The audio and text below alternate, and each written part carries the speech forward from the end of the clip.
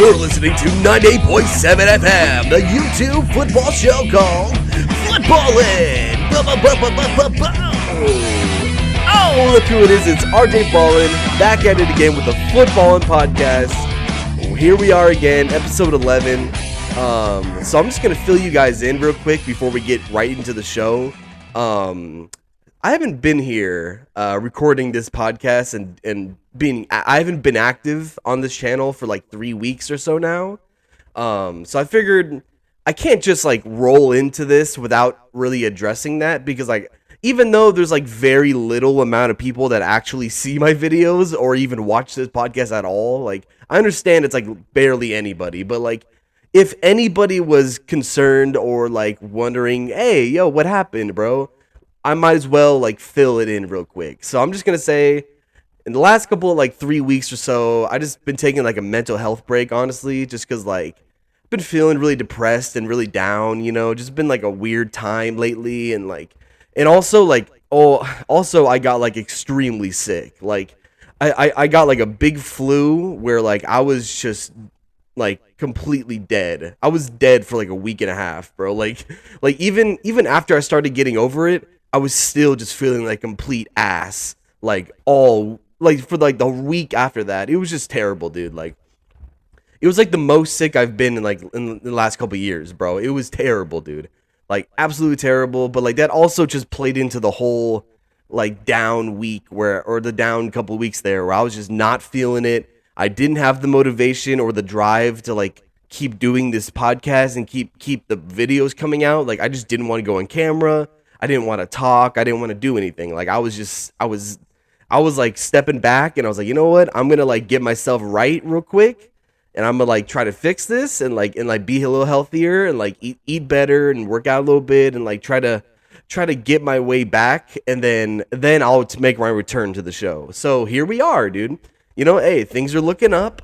Like I'm feeling better and like I feel like I don't want to give up on this, because like I've kind of made a promise to myself to not give up on this, because like I want to keep this going and like this is like a fun outlet for me. So like I think it's fun and I want to keep doing it and like I want to like actually grow it instead of just like give up and then just let it die, you know? Like that's not really my plan. I don't want to let it die. So we're going to come right back at it. I have tons and tons of stuff to talk about. I'm not going to try to go too long in this podcast because I always do that when I record this. I always be like, oh yeah, I'm going to make like a 45-minute, like 50-minute podcast. And then it turns into like an hour and 40 minutes. And then I'm like late for work because I have to like go to work right after this. So like I record it right before I go. And like it always happens where it's going to make me super late. So like I can't do that. I even have an alarm this time, alarm going, like my Alexa's going to do alarm when it's ready to go, when I'm like, okay, I gotta leave or else I'm gonna be late. So that's what's gonna happen. So you might hear that later if you continue watching this. But anyways, I figured, you know, I'll fill you guys in on what's going on with me and everything. And enough about me. Okay, enough about me. Okay, we got stuff to talk about here. We got business to talk about here, bro. We got very important stuff. And I made some nice little segments. Like I hope you guys like them.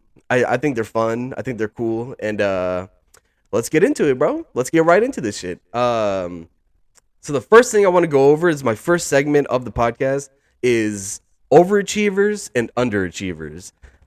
It's a segment I thought of where I was like, I want to talk about the teams that like nobody really expected to be really good, and then they're actually ended up playing really, really good. And then I want to talk about the teams that like everyone thought would actually be really good and then turned out to be complete garbage this season. So like, you know, that's why I'm doing overachievers and underachievers. So we're going to start with the top 3.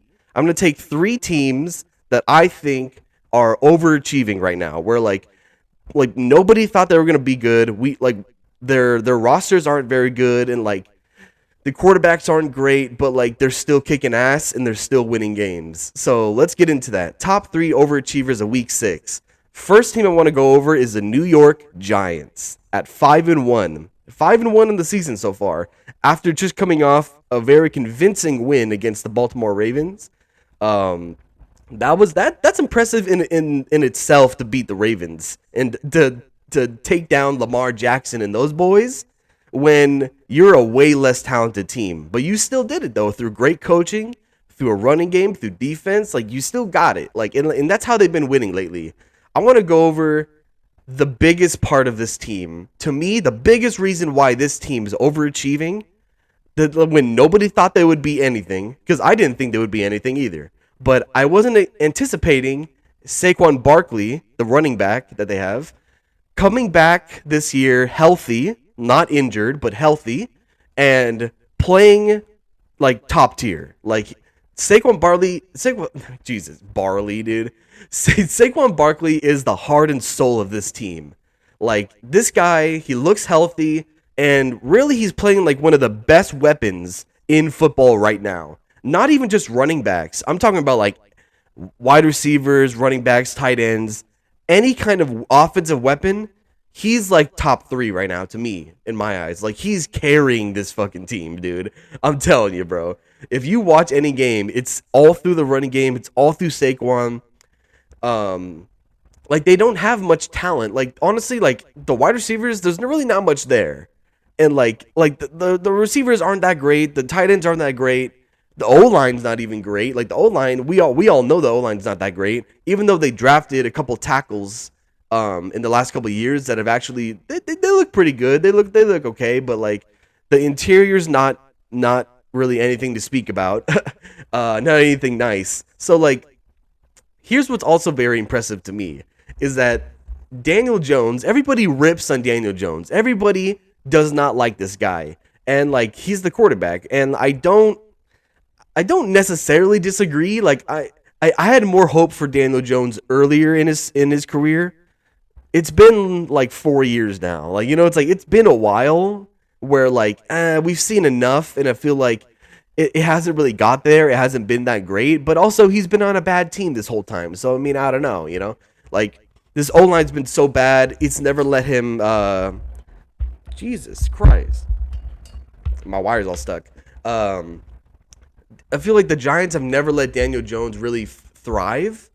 So I guess that's kind of why I see, you know, Daniel Jones, like, you know, he's kind of whatever. But like honestly, this season he's been very impressive just running the ball though. Like, and he's kind of always had that. He's always had that potential of like he's like a sneaky good athlete when like nobody thinks he is, but like he can somehow break off like an 80-yard running touchdown. You're like, what the fuck? What the hell happened? What was that? Like, what? This little white boy just ran by me? But like, dude, I'm telling you, bro, like he's actually very dangerous on the run. And then you have Saquon Barkley, like I talked about. So those two running together, they could do read option off each other, RPOs, like they could play that kind of offense. And like the running offense is working for them, bro. Like Daniel Jones like just takes off. He'll rather not even throw the ball, honestly. Like if his first read's not open, he's running, dude. Like, oh dude, I'm out of here, I'm running. Or I'm gonna flip it to Saquon and then he'll run it. Or like that's their whole offense, but it's working. It's actually fucking working, dude.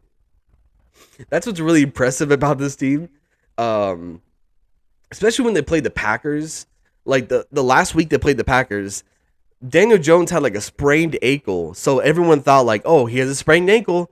He's not going to be able to like run around and like do all the running plays. We're going to have to see how he is just throwing the ball from the pocket and see if they can win. And really what we saw is that he tried to just stay in the pocket and throw, but like the wide receivers are trash. The tight ends aren't great. And like, there's not a lot of weapons. So like he just has to keep throwing it to Saquon Barkley in the backfield. So he's like, dude, why? He's like, dude, like this isn't gonna work. Like he knew that like they're not gonna win like this because they just don't have enough talent. Like it's not there, and like honestly, he doesn't really make the best throws in my opinion either. Not the most accurate guy. So like, what does he do? On a sprained ankle, he's like, I'm gonna start running the ball. Like it's like third quarter now. He's like, you know what, dude, we're not gonna win this game unless I start running. So I need to start running, dude. Like I don't care if my ankle's sprained. I'm running on a sprained ankle. And like he did. And it was really effective. They still couldn't stop Daniel Jones, even on a bad ankle, dude. And like it also just shows you how tough this guy is, dude. He's a tough guy. He's actually a tough guy. And like you can say whatever you want about him, but like for him to do that for his team, it's honorable and I respect it. I don't know about y'all, but I respect that from Daniel Jones. I think that's actually very cool of him. Just knowing that like he needs to do it. He needs to run to win the game, and they did. Also, real quick, I want to say the Giants defense. You know, it's not impressive. Like the defense isn't great, honestly, from the Giants. Like they don't have a lot of big name talent all over the place. It's a lot of like young guys. Oh, sorry about that. Yeah, I gotta get it out. Gotta get that out. Here, let me drink some water real quick.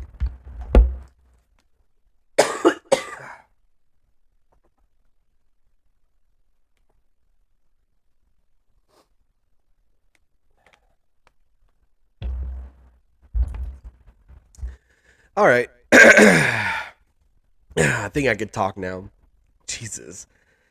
My throat's all fucked up. Okay, so I was just saying the Giants defense, not that impressive, not a lot of big names. But I will say the strong point is the D line. The D line is actually great. Like, I love what they do with the D line. They've drafted a lot of really huge, giant D line guys there, where like there's some of the biggest dudes in the league, and they're all together, and it's very much like the Eagles D line, where it's like all the biggest dudes in the league are like right there. And leading the pack is Dexter Lawrence. Dexter Lawrence is actually like I really love him. He's actually such a good player, and he's really like made a difference on that D line. It made a difference on making big plays that they need, like sacks and fumbles and everything. Like he's that guy also. So like I feel like these are all the reasons why the Giants, even though nobody thought they would, they're overachieving. The next team I want to go into that I think is overachieving right now in Week 6 is the Dallas Cowboys at 4-2. Here's the thing about the Cowboys, man, and here's the thing that I want to get through with the whole how the whole NFL sees them and everything, and all the fans and all that. Like it's crazy to me how I think it's also just crazy. So Dak Prescott. Let me just fill you in real quick. Dak Prescott, if you don't know, he played the first game of the season. And then he got injured, and then he's been out this whole time. He hasn't been playing ever since that first game, and they lost that first game that he got injured in. So Cooper Rush, the backup quarterback, comes in. Now he has to play all these games, and ever since he started playing, well, to be fair, they just lost. They just lost to the Eagles on Sunday, but he was undefeated. He was undefeated until then. They ripped off 4 wins with him. Back to back, 4 wins, and then they just lost to the Eagles. But like, it's the Eagles though, dude. Like, you know, it's like I don't even blame them for losing that game. But I'm gonna get into that a little bit later on why they lost that game also. But yeah, here's the thing, dude. Dallas Cowboys fans and NFL fans in general are just delusional. Like they're just crazy to think that like I've been hearing so much talk of people being like, Cooper Rush, Cooper Rush should keep the starting job, bro. Like he's playing so good, and like, dude, why were they paying Dak Prescott all the Dak quarterback? Jesus Christ, why were they paying Dak Prescott all this money when like you could have just had Cooper Rush and he plays better, like, and like all this like delusional, ignorant talk from Dallas Cowboy fans and NFL fans in general, just being like. So riding Cooper Rush's dick, right? And it's like, bro, this like Dak is on a different level than this guy, bro. Like don't forget about Dak. Don't forget like how much better of a quarterback Dak Prescott is. Like it's not even close, dude.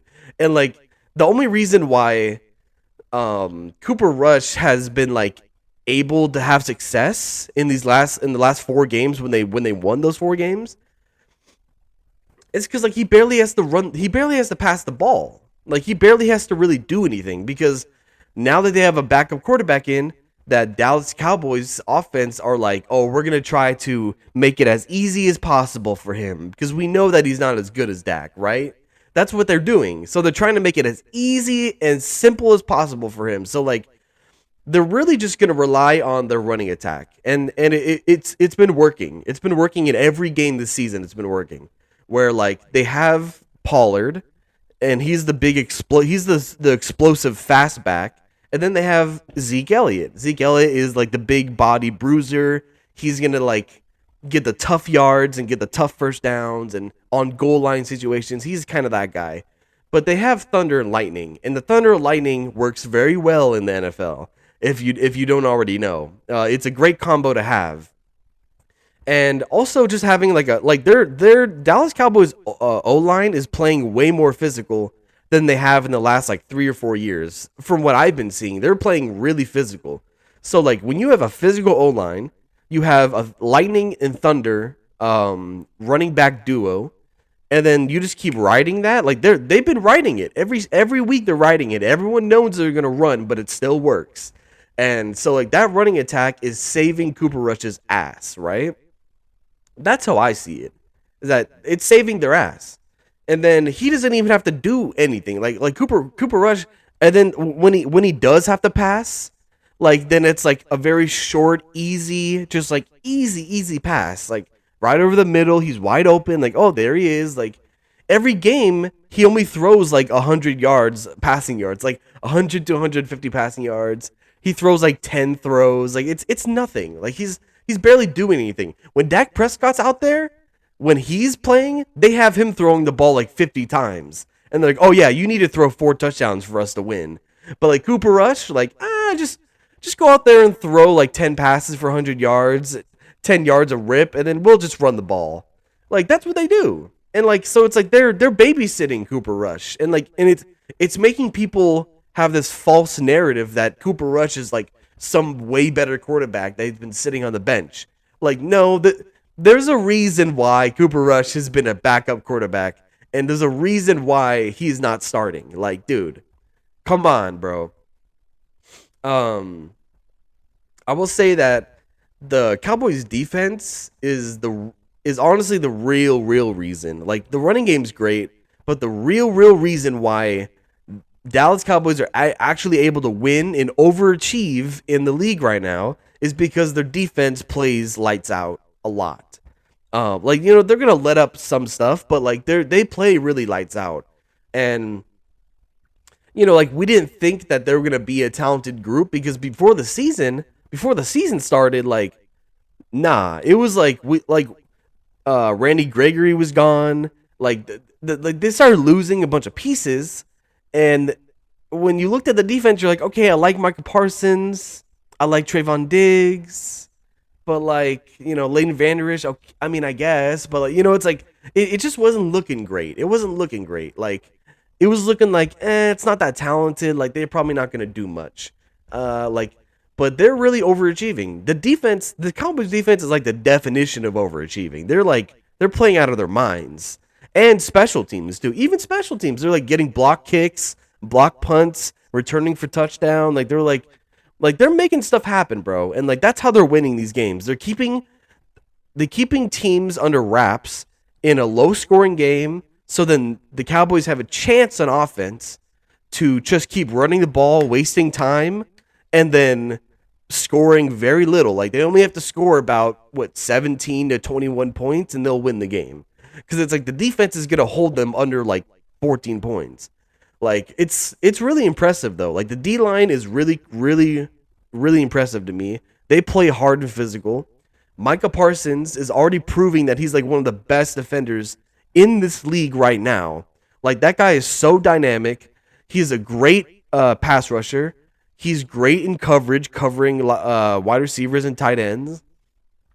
And he's making tackles all over the place, stopping the run. He does everything. Micah Parsons, only in his second year, he won defensive rookie of the year last year.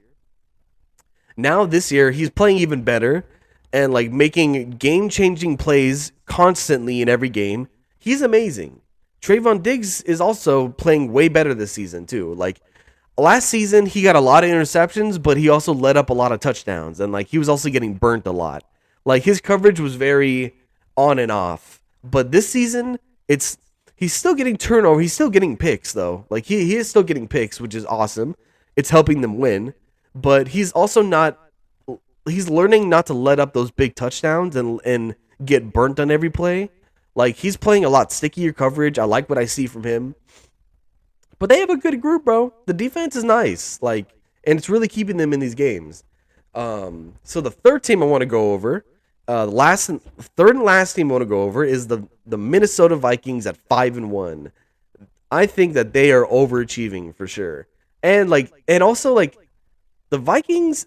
This is like the team where I don't know if they can keep overachieving. Like the other two, the Giants and the Cowboys, I think they're still going to be able to keep maintaining this and still like, especially because when Dallas gets Dak back, then I think it's going to take them to another level. Like, I think it's going to help a lot and they can keep the same formula and still win. But with the Vikings, I feel like they're, yeah. Oh, my bad. Man, my allergies are all messed up. It's my throat's all messed up. It's bad. But we're still pushing through though. We're pushing through. Vikings at 5-1. They're overachieving and I think they're going to I think it's going to catch up to them eventually to where they're going to start losing games because to me, I feel like it's the same story with the Vikings every year to me. It's the same thing that I see. Like every year they're always like they're almost like almost winning a game and then they somehow find a crazy way to lose. Like it'll be like a double doink field goal that misses. And then all of a sudden they're out of it and they lose the game. Or like it's always come down to some crazy field goal or some crazy overtime situation or like Kirk Cousins throws an interception in the fourth quarter, then they score and then it's over and like there's always something that happens. And like the Vikings are usually on the bad side of things. But this year, it just looks like they're in those same close games as usual. Like as every year, they're always in that same close game, but they're finding a way to win. They're finding a way to overcome it and to actually get the field goal that they usually miss, or like not throw the interception that they usually throw, or like like they're actually cleaning up those mistakes. And like it's great, like they're doing it great, but like do I think that they're going to keep maintaining this and keep winning games all season and like really like stay on the good side of those close games? I don't know. I don't really like I'm kind of torn on it, but I don't really think so. Just cuz like the nature of the Vikings, I feel like they're going to start getting into games where they can't overcome it and they're going to start losing again. But it's only week 6. We still have tons of weeks to go. Tons of games to go, and like let's see what happens, bro. Like maybe they do overcome it. Like I don't know, but I will say about the offense, what I do really love about this team is, I mean, of course, what everybody loves about this team is that the wide receivers are super talented. Dalvin Cook is also like one of the best running backs. I've always loved Dalvin Cook. He's super productive. But like Justin Jefferson is completely unstoppable. Like rarely do I see him not have a good week. Like that guy, he's really uncoverable. You can't stop the guy. And Kirk Cousins has good chemistry with him. And Kirk Cousins, hey, bro, like I'm not the biggest fan of Kirk Cousins, but like I will tell you that he's a solid quarterback, bro. He's a very, very solid quarterback. I'm not gonna say he's like a great quarterback, but he's solid, right? He plays very good on a consistent basis, throws a lot of yards, throws a lot of touchdowns. Sometimes he throws a lot of picks, but other times he doesn't. And like, it's kind of on and off, but like it happens. It's the NFL. It's going to happen. But he has a good rapport with his receivers. He's been working with them for a while now. He has good chemistry with Justin Jefferson. He's unstoppable. I like the offense. Like that's really the saving grace for this team. But, that's kind of what it is. And one more thing I want to go over with the Vikings. Their last 4 wins were against the Saints, the Lions, the Bears, and the Dolphins. So that's kind of why I'm saying, like, I don't know if they're going to keep up this winning streak. Because it seems like everyone's being like, oh, whoa, like they're 5-1 and like they're kicking ass, right? But they almost lose to the Saints. They almost lose to the Lions in a close game. Like it's like the Bears are terrible. The Bears are terrible. So like how do you not beat the Bears? And the Dolphins are, Tua's not playing. Teddy Bridgewater even got a little injured, and like it's been like Miami's awesome, but like they've been taking some hits lately, and I feel like the Vikings got the Dolphins at a good time where they can win this game because like just the Dolphins are having a rough time with injuries and all that stuff, but like that's why I'm saying like these last 4 games, yeah, they've been winning them, but like it's not as impressive to me. It feels like they're just kind of getting lucky and they're just kind of on the right side of things. So that's why I feel like, it might fall down, it might collapse. We'll find out though. So now we're gonna switch over to the top 3 underachievers of Week 6. The first one I want to go over, I actually had the Rams here first. Originally, I put the Rams in this category because I thought, the Rams have been really shaky this season. They haven't been looking good. They did just win on Sunday. Or they beat the Panthers. I mean, Panthers are trash though. I mean, complete trash. So like, it's not really much to really rave about. But like, the more and more I see from this other team, the more I'm like, you know what? Nah, like this team is way worse than the Rams. Actually, I took the Rams out of this. They're not the top 3 underachiever. Who I am going to talk about, who took the Rams' place in this segment, is the Arizona Cardinals, dude. The Arizona Cardinals. And if you've ever watched anything I've talked about, if you've ever watched any of my content before, you probably have come across that I am an Arizona Cardinals fan. And I am not afraid. I'm an Arizona Cardinals fan, and I am not afraid to criticize this team because like I don't hold any punches against my own team, bro. Because like I'm not that kind of fan that's gonna try to protect them or try to be like, no, they're good. Like no. I don't do all that, bro. I don't play all these fucking games. Like the Arizona Cardinals are fucking trash, dude. They're complete fucking trash. And to sum up the whole Cardinals failures of this season, if you want to really sum it up in one sentence, we have Helen Keller as our head coach and play caller. Like, he can't see shit, he can't hear shit, and he can't communicate with his own fucking quarterback. Like, we literally have Helen Keller as a fucking head coach, dude. Like, that's really summing up, like, the big problems of this team, is that the coach needs to get fired, dude. Like, I'm telling you, bro, Cliff Kingsbury, I've had enough of Cliff Kingsbury. It's 4 years. 4 years of bullshit from this guy.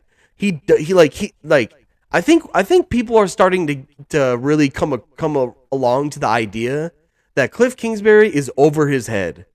He's over his head. He doesn't know what he's doing, bro. This guy is literally one of the worst player callers in the league right now. And we just saw what's his name? The Carolina Panthers head coach. Why am I forgetting his name? Matt. It's on the tip of my tongue, dude. Damn it. Well, okay, you know who I'm talking about, though.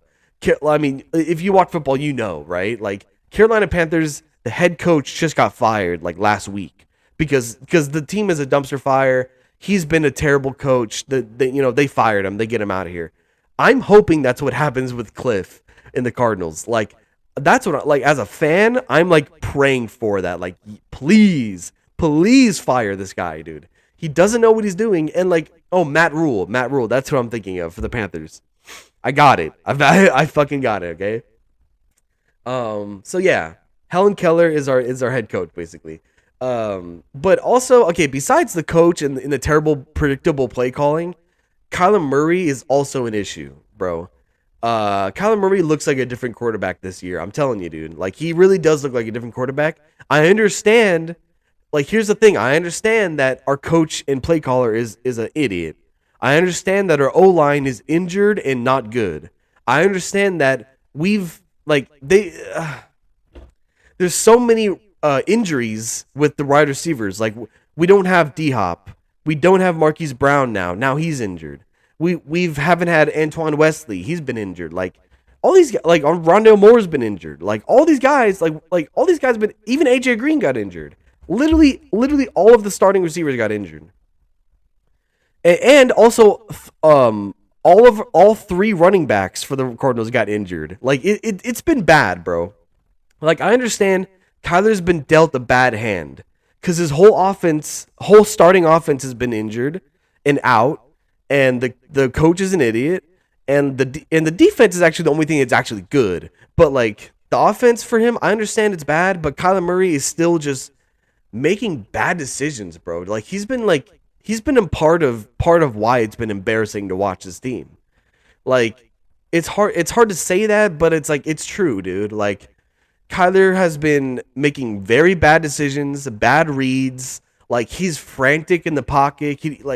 He's always trying to escape when he knows that he can't, or like holding on the ball too long. He's like not using his legs with like he's such a gifted runner, but he barely actually runs. He barely runs. And like in his last game, yeah, he tried to run a little more, but like realistically, he doesn't even do it though. Like he rarely will pull the trigger on a run, and like it's only like when he's scrambling at the pocket and trying to find something downfield. We're like, yeah, I get that, dude. I get you're trying to find something better downfield, but it ain't there, bruh. It ain't there. The wide receivers are injured, and the guys that are down there are trash, and the play call is going to be trash. So like, there's not going to be anyone open. So you're just gonna have to make something happen, bro. And you gotta run the ball, dude. You gotta run the ball and make people miss and get first downs and get touchdowns. It's all on Kyler, dude. It's all on Kyler, but he's been dropping the ball lately, and literally because he fumbled in the last game and it cost them big. But yeah, it's bad, bro. And the defense is the only thing that actually is a saving grace of this team that keeps them from being the worst team in the league. Like if the defense wasn't playing good, the Cardinals would be the worst team in the league. I'm telling you, dude. From a Cardinals fan, from my standpoint, I'm telling you that's how it is. The defense actually plays hard as fuck, though. I'm not gonna lie. Like and this defense, I did not think was gonna be good at all before the season started because I was like we lost Chandler Jones, we lost Jordan Hicks. Like there's all these guys that were missing, and they got all these draft picks, and I was like, I don't know about all these draft picks. Like they all kind of seem whatever, and like I don't think they're gonna work out, and and JJ's always kind of injured, and it's not great, right? But they're actually playing good, actually playing super hard, and the rookies are starting to come along and play good. Also, I'm liking what I'm seeing from a lot of the rookies. They and it seems like every single game this season, the defense has been making big stops, holding the other team to no points or field goals, and they've been getting turnovers. They're getting picks. They're getting fumbles. They're punching the ball out, getting fumbles. That's literally how they won the Raiders game in overtime, when they punched the ball out and then returned it for touchdown. It's like it's all the defense. The defense is the only thing going for this team.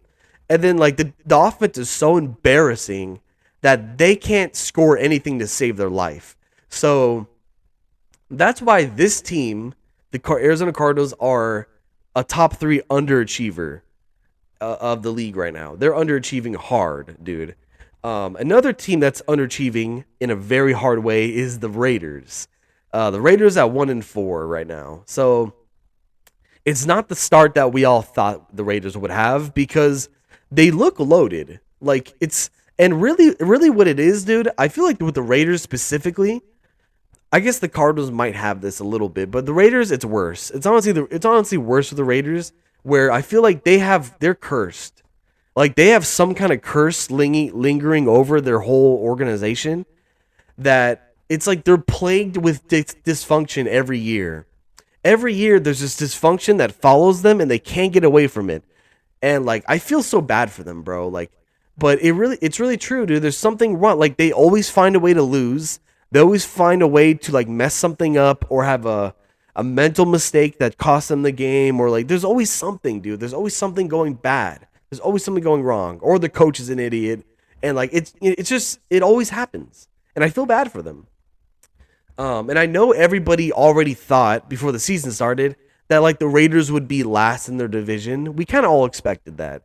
Like I even said that, but like the thing is that the AFC West, the division that they're in, is like the best division in football. Like it's like we all expected it's like the best division in football. So like we were thinking like the Raiders are probably going to be a good team, but they're just not going to be able to beat out these other teams because they're so damn good. Like the Chiefs and like the Chargers and like Broncos, even though Broncos have been kind of weird. But like Raiders, they've been so underwhelming.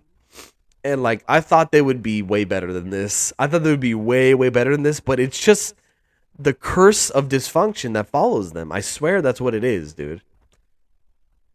And what I gotta say is like, it seems to me when I watch Raiders games that I understand Devontae Adams is one of the best receivers in the league, right? I get it, dude. I get he's one of the best receivers.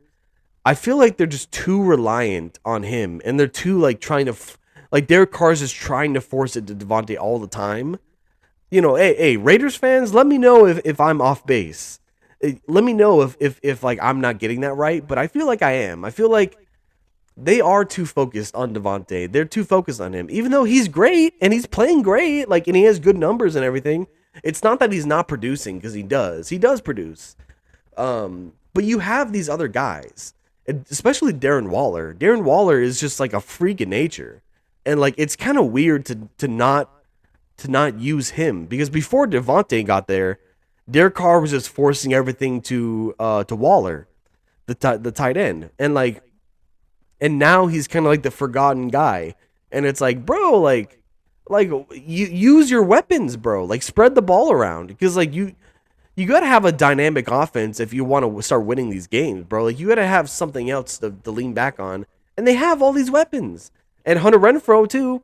He's had a weird season, but like he's also not getting the ball very much. Like he's not getting targeted much, so it's like, bro, I mean, spread the ball around.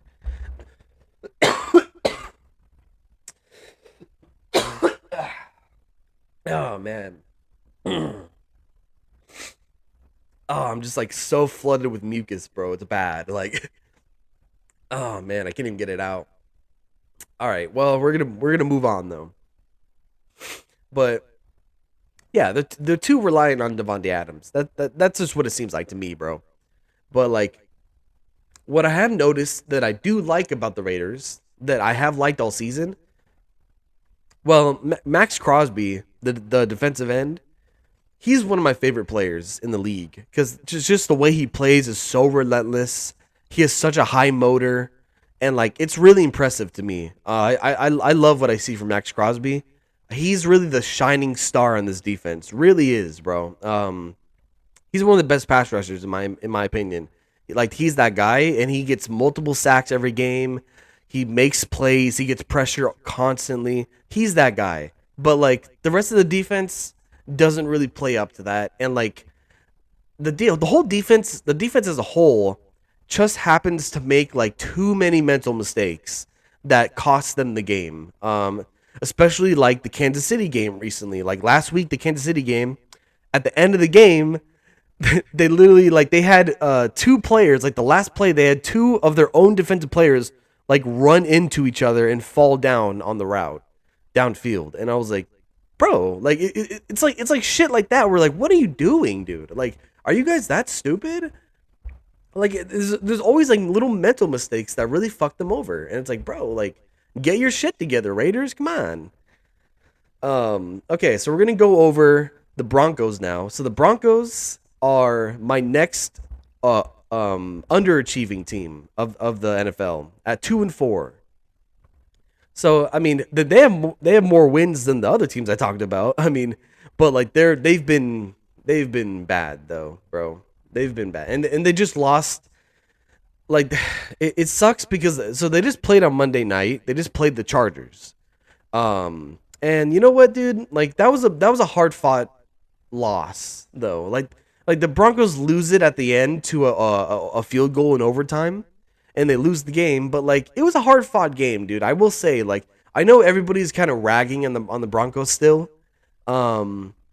especially because I keep seeing memes online that are fucking hilarious though, dude. I like the memes are so good because like the whole what was it, Russell Wilson, where he's like, Broncos, let's ride, like fucking, you know, like that's like his little trademark, like, you know, hey, Broncos country, let's ride. Like that's his whole thing.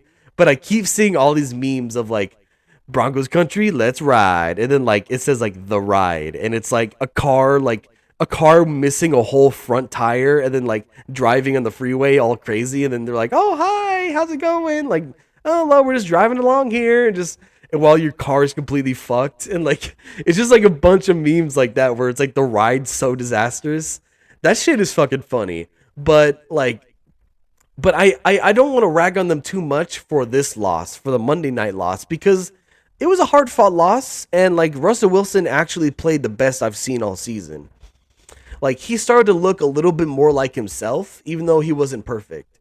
And like it was really in the beginning of the game, like the first couple quarters, he was like not missing a pass, making great plays, stepping up the pocket, like throwing accurate passes, getting the ball out of his hands, finding open guys. Like it was looking good. It was looking good. And then it's kind of went. I guess I'll say the ride started to crash. Like it started to crash and burn at the end of the game. Like they couldn't do anything. Russell Wilson was like, I even kept seeing clips of they showed Russell Wilson in the pocket, like looking around, especially in the red zone, looking around for somebody, and there's a guy just wide open like this, just waiting for the ball. Like he's like, dude, there's no one around me, just throw me, and like we'll literally score a touchdown right now. Just throw the ball to me.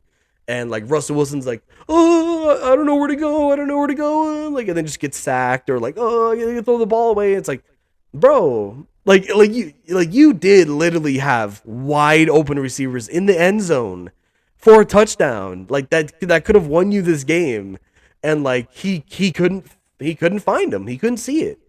And I was like, wow, bro, like it really fell off a cliff at the end, but it was a hard fought win because like the defense was playing good. Russ played really good in the beginning of the game, and then it just fell off. And I understand the Chargers defense is really goddamn good. I love the Chargers defense, and like they were playing hard as shit, but like still, dude, the Broncos had every opportunity to win this game, and they didn't. They couldn't find a way, and like it's on Russell Wilson, dude. So Russell Wilson this whole season has been weird. That's really just he just looks lost and confused. Like all season he looks lost and confused. It's very weird to me, bro. But the defense has a lot of studs on it, bro. I like a lot of they have tons of talent on the defensive side, and they play hard as shit. But like it's really just the same thing with the Cardinals. If you don't have anything in offense, if your offense isn't there, you're not going to score points enough to win in this league. So like you're going to be 2-4 or you're going to be 1-4 or whatever. Like it's bad, dude. So yeah, that's my segment on the overachievers, underachievers. I figured I can cover a lot of teams that way also, and get my grievances out, especially in the Cardinals. But next thing we're gonna go to, we need to talk about the Bills and Chiefs game, dude. We need to talk about this game. Oh wow, I'm going way longer on time than I thought I would. Okay, I gotta speed this up, bro. I'm running out of time. Oof. Still got a lot to talk about too. Jesus. Okay, well, we're gonna have to really speed run this, man. Okay, Bills and Chiefs. Do you guys realize that we're watching history in the making? We're watching two of the greatest quarterbacks of this generation playing each other at the highest level of football, and it's legendary. I love I love watching Bills Chiefs games. Like everybody does. We all love it because it's the highest level of football we're gonna see. It's the two greatest quarterbacks playing in the game right now. Like, and they're so young and talented and athletic, and like they make crazy throws. It's awesome, dude. I love the Bills and Chiefs. Just watching them, it's always a good matchup. Every time they play, it feels like an AFC championship game. Like every time, that's what it feels like. And it feels like that's probably what it's going to be when it comes to the AFC championship later on this year. I guarantee it. Like I can already see it's Bills Chiefs. I can already see it, bro. Like these both teams are just playing at such a high level. Mahomes and Allen were making unbelievable plays all night long, just unbelievable. Even though the defenses were playing good and making stops, but in between those stops, there was just unbelievable throw after unbelievable throw after like Mahomes is running in circles around the D lineman, buying time. Josh Allen is leaping over people and like in running through touchdowns. It's crazy, dude. It's crazy. They are insane to watch. I love it, dude. Um, and yeah, especially Josh Allen at the end of the game. So Josh Allen at the end of this game, he ran for a big first down to get them in a position to win, to get them close enough to be like in scoring distance. It was a huge run from Josh Allen. And then he jumps over the linebacker trying to hit him, bro. It was awesome, dude. Dude, Josh Allen is 6'5", 255-ish. He's right around there. Like, he's a massive dude already, but for a guy that's 6'5", 255, and he can literally jump over like a 6'3" linebacker, that is insane to me, dude. That is like it's utter nonsense. Like, he shouldn't be able to do that. It should be impossible, but he makes it possible. He's insane. Next play, right after that, Josh Allen, he buys time in the pocket. He gets away from the sack. He throws an absolute rocket to the end zone, gets the game-winning touchdown, and wins against the Chiefs. And it was like it was amazing. It was utterly amazing to watch him play. I was like, dude, like it really just solidifies my point about the quarterbacks in this league. Where, like, yeah, Mahomes and Allen are the cream of the crop. They're at the top of the league. But in my humble opinion, Josh Allen is slightly better than Mahomes in my opinion. Like, I know people can say Mahomes and like, oh well, he's won more, and like, oh, he went to the Super Bowl, or you can make all these arguments, right? Like, everyone has valid arguments either way because they're both amazing. They're both so great. To me, Josh Allen is just a little more like gifted and talented, and of course he has a bigger body. He's also like a way better runner in my opinion. As a running quarterback, he's so much more of a threat to me than Mahomes running the football.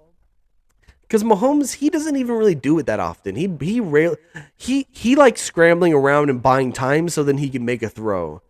But like, he's not really the guy that's gonna threat you with his legs as much. Josh Allen is a real weapon running the ball, and also the guy can take a hit because he's so huge. Like, he can get the tough yards, and like so, and also just his arm talent is just a little more crazy to me. Like, so to me, Josh Allen is the best quarterback in the league, and I feel like it's gonna take the Bills really far this season, bro, because the Bills look amazing. So moving on, we're gonna move on quickly because I'm running out of time. Eagles versus Cowboys. Here's another really cool game that I like. That was fun to watch. Yeah, I mean, this game was a perfect example of why Cooper Rush is not the starting quarterback, dude, and why Dak Prescott needs to come back. Like, this is the perfect example of the game because Cooper Rush threw like 3 absolutely terrible interceptions. I will say one was kind of got tipped and flew in the air, whatever. So that one's kind of whatever, but it's still like a bad decision, bro. It wasn't good. But terrible interceptions. Threw 3 of them in this game, almost 4 because there was one that was like dropped in the end zone. He almost threw another one in the end zone. So like he was throwing picks all night, dude. It was bad. It was really bad. And no matter like there was a part when they were coming back in this game, Dallas was actually making a comeback, but it was all through the running game and through playing hard defense and stopping the Eagles for a while. But like Cooper Rush just could not stop throwing interceptions. And that's what lost them the game, bro. Like, if Dak is in this game, they have a real chance of winning, dude. If Dak is that quarterback. Because he's not going to throw all those interceptions. He's going to be way more safe with the ball. And he's going to make better decisions, and like, you probably win that game. So that's why, just want to sum that game up real quick by saying perfect example of why Cooper Rush should not be starting and Dak should. So like, all you Cowboys fans and NFL fans that are raving about Cooper Rush, I hope that you see that. I hope you see the light. You see the light that Dak is the guy, actually. Real quick, so I want to say, my Super Bowl prediction is looking to be true as of right now in Week 6. So before the season started on this channel, I made all my season predictions for like division winners, playoffs, Super Bowl winner, right? I did that on the channel. You can go check it out if you want to. But it's really I put it there for the end of the year so I can go back and check it out and see if I was right. Um and my Super Bowl prediction was the Eagles versus the Bills. And with the Bills winning and taking home the trophy. That's my prediction. And I made that prediction before the season even started, so you can't say that I just made it up now. Alexa, stop. Okay, that's my timer for like, hey, you gotta get the fuck out of here. So, I'm probably gonna be late, but hey, fuck it, dude. We're sending it today, dude. I'm not gonna let it cut my episode short, dude. So, but we gotta really fucking get through this. Okay, yeah. My Super Bowl prediction is looking really nice right now. Eagles are 6-0. They're undefeated. The Bills are 5-1. They just beat the Chiefs. They're looking like the two best teams in the league. It's great, right? Moving on here. Moving on. Robbie Anderson gets traded to the Arizona Cardinals. I have to talk about this because I'm a Cardinals fan. I have to, dude. I have to talk about this. But it's also interesting because the Panthers lose to the Rams. They drop to 1-5. To me, the Panthers this season is like a Tesla. And here's why I say that. So, like, on paper, a Tesla seems like a pretty nice car. You're like, oh, yeah, that's a cool car. It's a nice car. But, you get in the Tesla, it feels cheap on the inside, like, it's just like a big tablet and a bunch of plastic around it. You're like, it's kind of cheap in here, It's not as cool as you thought it was. Like, the battery doesn't last that long, and then when you go charge it up at a charging station, it takes like an hour, and you're like, come on, like the Tesla doesn't seem as cool as you thought it was. And also, like, if you put the Tesla on autopilot, it might just run over a group of children in a school zone.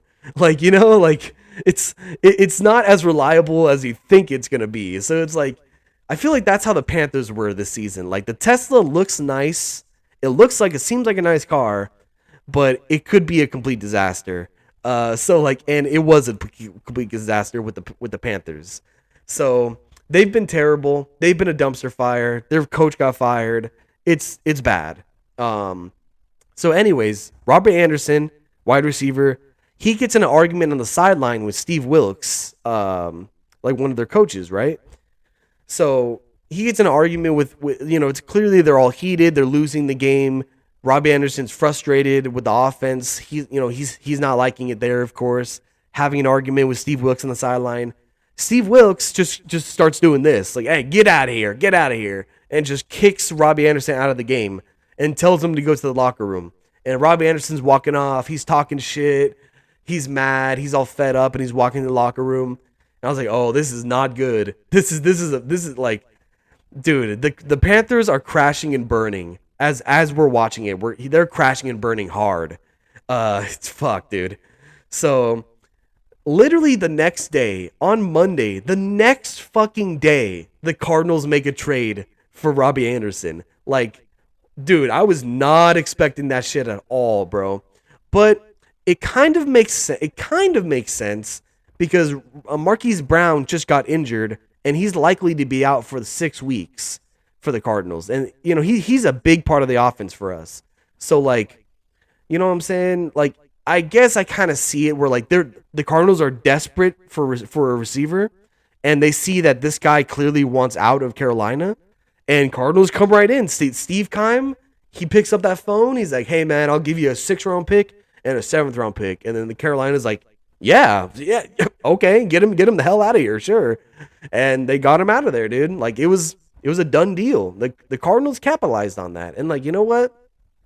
Hey, man, I'll take it, dude. Like we're like the Cardinals are about to get D-Hop back, and then they're gonna get Robbie Anderson, and like you still have Zach Ertz and Rondé Moore. So I'm like, okay, like the offense isn't, we're still gonna have some weapons here. It could be nice, but it's the Cardinals though, so probably not gonna be nice. Okay, last segment of the podcast. I got to get through this really quickly. This is a segment that I'm gonna try to keep doing through each podcast. It's called Silly Chicken Plays of the Week. So I'm gonna call out all my silly chickens that I see in the NFL, of all like the stupid like funniest dumb plays that I see, and then I'm gonna put them together in a little segment and then deliver them to you. So here we go, dude.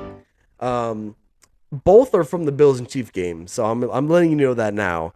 It was like more in the beginning of the game, but like it was great though. So there's a play where the first silly chicken play of the day, Josh Allen, he's doing a read option, right? And he fake hands it off. He keeps it himself. He's gonna like try to run up the middle, and Chris Jones and the gang are like all right there. So like he can't go anywhere. Like he's like, oh shit, like it's all fucked up. I can't go nowhere. So like he thinks like, okay, well maybe I'll just like flip the ball out to McKenzie on the right side. He's like, yeah, I'll just flip it out there. Well, he can grab it and maybe get a first down. He flips it out there. McKenzie clearly didn't see that coming. Like clearly he didn't think that Josh Allen was gonna like flip the ball to him randomly. So he just keeps running his route. It like hits him in the chest, falls on the ground. McKenzie tries to dive for it. He's like, oh shit, dives for it, and then the Chiefs recover it, and it's like, dude, it was a complete disaster of a play.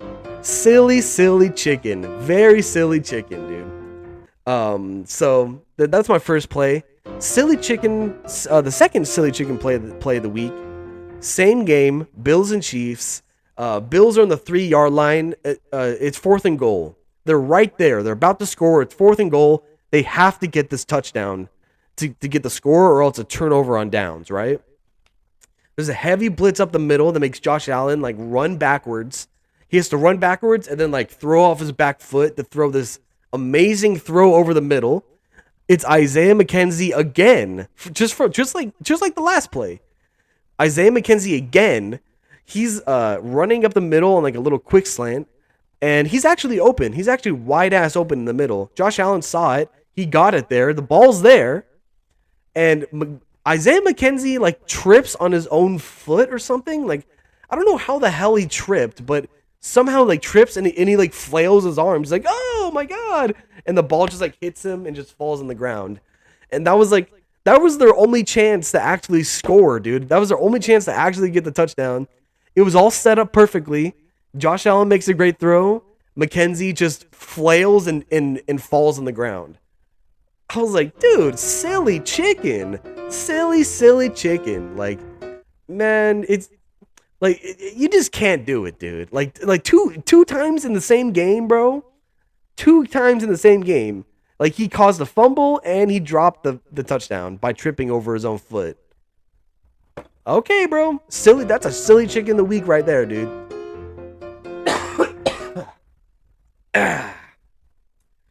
All right. So, yeah, that's it, guys. That's the whole podcast right there. I went through everything. I'm probably going to be late for work now, but, fuck it. I kind of expected it anyway because I always go on longer than I think I do. But, hey, I'm glad to be back doing the podcast again. I hope you guys are too. And if you did like the content today, you like the podcast, I appreciate anyone who listens to it. I know it's not a lot, but I appreciate everybody that does. And subscribe to the channel, dude. Like, subscribe to the channel if you want to see more content from me. I'm gonna post more clips, highlights, TikToks. I'm on TikTok as well, so you can check out Footballin' Pod, like _pod on TikTok. That's where I'm at. I'm going to put little clips there and do little stuff on there. So yeah, subscribe to the channel, like the video, comment down below. I'll reply to everybody in the comments. So please comment down below. I like to interact with you guys and get your opinions on things. Of course, there's going to be haters, but fuck them. And yeah, that's about it. I'm going to be late for work, so I got to go. All right, bye. Have a good time. Bye.